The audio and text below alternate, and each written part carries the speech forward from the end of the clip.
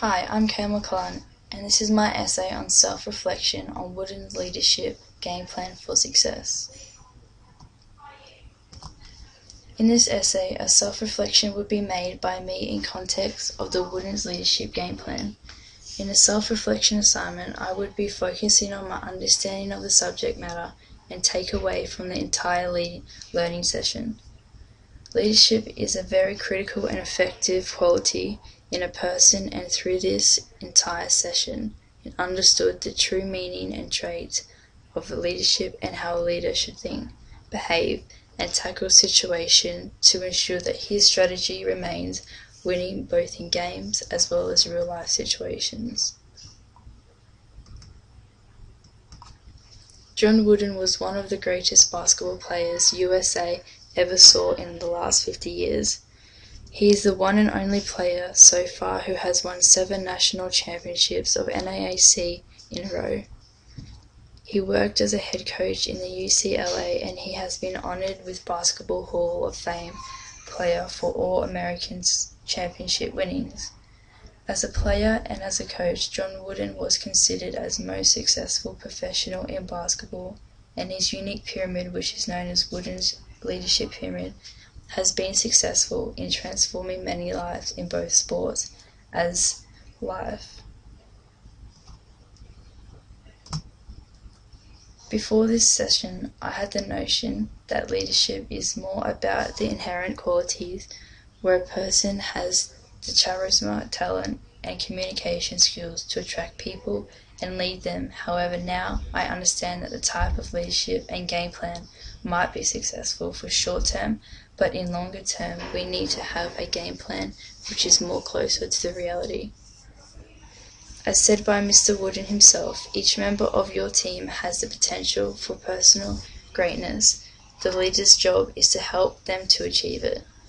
This statement indicates that a leader should be working between his team and minutely observe the strength and weakness of each member before delegating them roles and responsibilities. In this season, I also learned the concept of character-based leadership, where John Wooden emphasizes that a leader should always behave in an impeccable manner, and his character should be guideline for his team members to follow. On the basis of similar theories and game plan, John Wooden consistently achieves success for his teams, and he is considered as the most successful coach for UCLA ever. If I had to evaluate and state my biggest learning from the game plan for leadership, then I would focus on 2 different aspects. First is teamwork, which is an essential part of leadership, and second, a sense of commitment towards the goals. I believe that until and unless the leader develops and owns these 2 qualities, his strategy would not have the competitive advantage over others. Learning here is for both sports as well as life. I believe similar analogy can be applicable to many business situations as well, where organization would ensure that their commitment towards their customer should be priority number 1.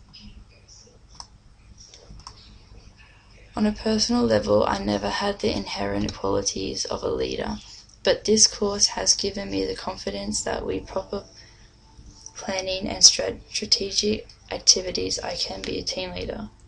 As a person, I was shy and introvert by nature, so during my early education I preferred to work in isolated and developed myself as an individual. After learning Wooden's leadership game plan and its attributes, my first improvement would be in the field of teamwork.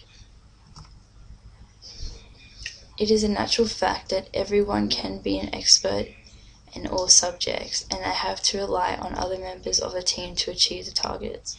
According to Wooden's game plan, teamwork should be based on a mutual understanding, respect, and ability to do a particular task.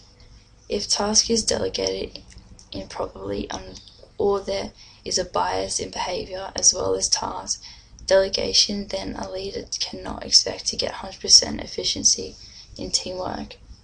I would really like to implement this concept in my daily life activities. In order to do so, I have made strategies as well. Like, I would try to be more positive when it comes to working in a group or a team. I would also ensure that my circle of friends starts expanding, and I would not speak of work with people who I find as comfortable. Teamwork is the name of the game, where even you have to work with the people who might not agree with you on thinking, or there are some issues where you have different opinions, but as a team member, he is very talented and useful for them team. I would like to work with a talented enemy rather than a dumb friend after going through the session of leadership and game plan.